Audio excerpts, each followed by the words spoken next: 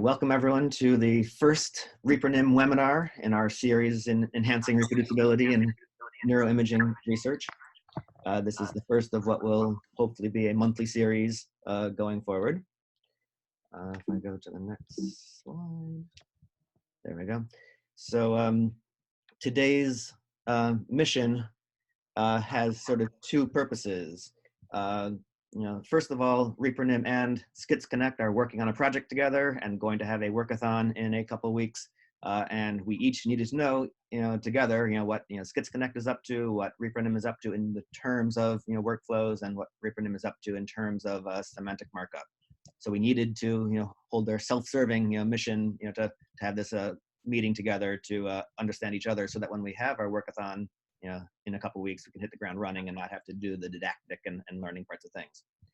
It crossed our mind, of course, that while we're didacting amongst ourselves, that same didactic purposes may be well suited to other people who are aware of ReproNim stuff and may want to hear a little bit more about SchizConnect workflows and markup. Even though this is slightly abbreviated, it's an opportunity to hear the ReproNim approach and the SchizConnect approach to these topics, as well. So it seemed like that was a good dual use of this hour and a half to launch our ReproNim webinar, to have these particular topics today, and then that'll be the launch of a monthly series to do all sorts of other things going forward. So because ReproNim is a large initiative, that first slide, and these slides are available, tells you a little bit about how to get in contact with ReproNim in terms of its Twitter and website and emails. And in my 5-minute introduction today, I can't really go into lots of stuff about ReproNim because I really want to leave time to the particular topics at hand. But I couldn't help, again, because these slides are publicly available, to make sure I advertise for the people who are anxious to hear about some of these things before these come up in the webinars.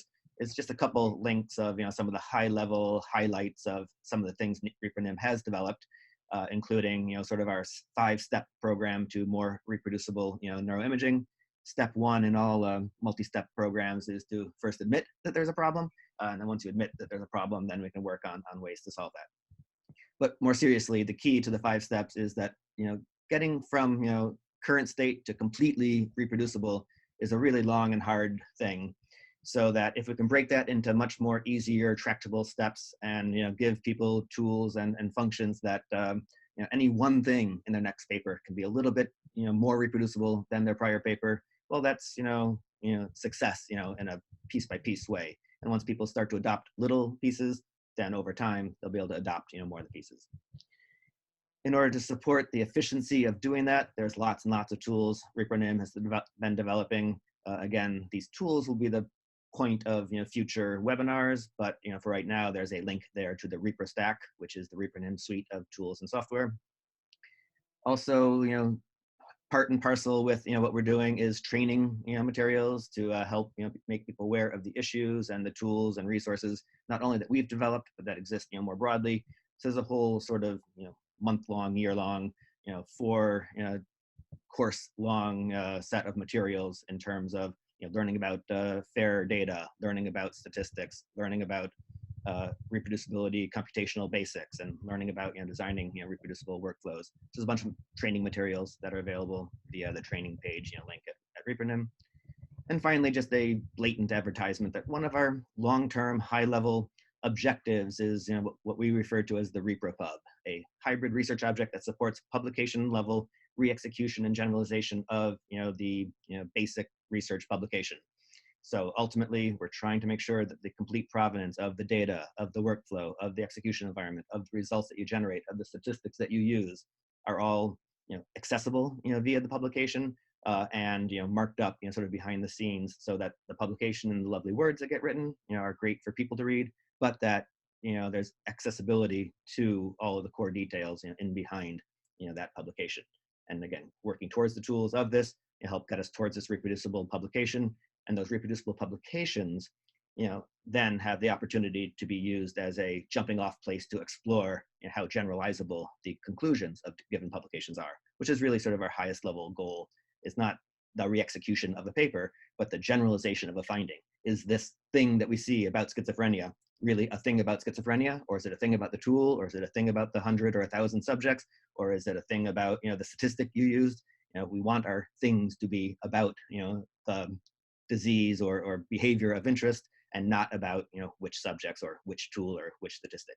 So that's sort of the ultra high level ReproNim introduction that I just wanted to make sure I took the opportunity to expose here to you. These slides will be available. These will be the topics of future presentations, and we look forward to continuing this sort of monthly dialogue via the webinar mechanism to help disseminate this information.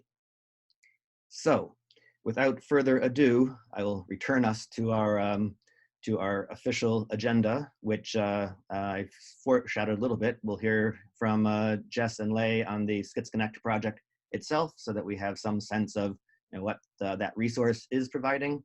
And then we'll hear about some of the workflow things that ReproNim is thinking about, and the markup issues that are related to how we do things with the results of a query, say, at SchizConnect, and how we make sure that we can connect the semantic meanings of different types of content that may be deeply embedded into a resource such as SchizConnect. So without further ado on my part, I will turn things over to our SchizConnect partners.